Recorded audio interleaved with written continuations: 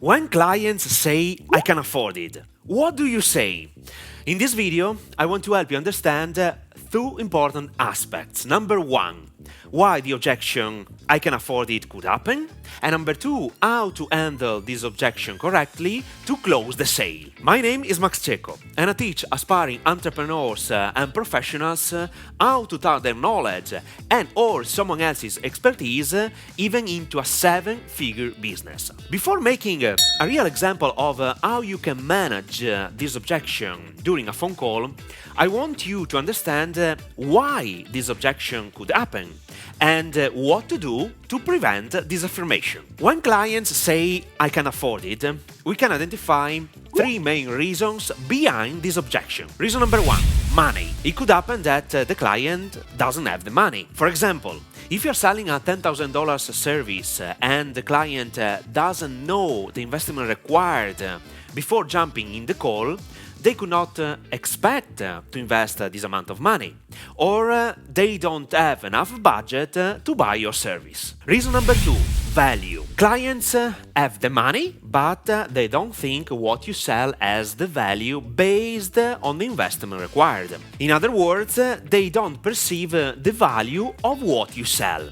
And to be very direct, it happened to me at different times as a client, and closers weren't so good at helping me understand how to make the next move. Indeed, they lost the sale. Reason number three, lack of trust. Clients don't trust you, or they don't believe your solution can really help them get the desired results. In order to manage this objection properly or even prevent it, in every sales call, you have to focus your attention on finding the bleeding neck. In other words, you need to understand why prospects decided to book a call with you and what their problems, frustrations, and desires are. If you don't identify the problem first and you make it worse than it could appear, you will not be able to sell anything over the phone or overcome objections. In other words, don't skip the discovery process. This is the first and most important step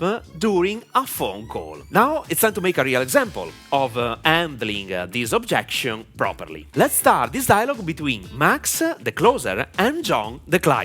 Let's start with John. Max, I love your service and I know you can help me get the results I'm looking for, but I didn't expect to invest this amount of money. I can't afford it. I appreciate your honesty, John, but let me ask you this question. When you say you can afford it, it is a matter of value or price? Honestly, I understand the value of what you are offering and have no doubts about it, but now I didn't have $10,000 to invest in your program. John, how long have you been having these money problems? I tried to find a solution many times to increase my income, to sustain my family and business, but for one reason or another, I didn't get the results I aimed for. Why do you think you didn't get what you wanted in business? Well, Max, probably because I don't have enough knowledge, or I don't have the right strategy to let my business take off. John, let me be very direct with you. You decided to book this call because you don't know how to move your business to the next step, don't you? And if you could have made your business thrive, most probably you would not have attended this call with me. Yes, Max, you are right. So, since you want this program to make your business profitable and consequently change your life, my question is, can you afford not to do this? What do you need to do to be able to afford it? Max, you are right, but at this moment, I don't have $10,000. Honestly, I have them in my bank account, but I need them to help my family first. And I really want to be helped by you, but I can't invest that amount of money right now. My question is, do you offer payment plans? Normally, John, my clients don't invest in my programs with monthly installments.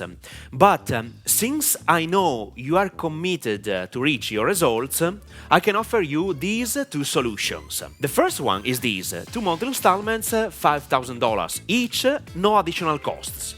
or 3 monthly installments of $4,000 each. Which one do you prefer? Max, I would prefer the second one, but there is a 20% additional fee, so let's do the first option. Perfect, John. I will send you the link in the chat. Are you comfortable investing with your credit card? Sure, Max. Let's do it. Great! You have just closed a new client.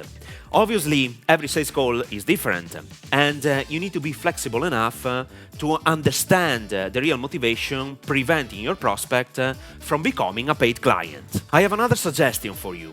If the prospect is not open to discussing how to find a solution for getting the money, always redirect the conversation to the initial problem. Remember that prospects are speaking with you because they want a solution for their problems, and they cannot fix them by themselves. And with that being said, closing over the phone is an ability that will help you sell high-ticket stuff and make your business profitable. I highly recommend watching this next video. How to close big sales deals over the phone in 3 steps. Selling is always fascinating, but closing is what really counts because you are paid to close the sale. It's when you close the sale that you receive your commission. So, watch this video now.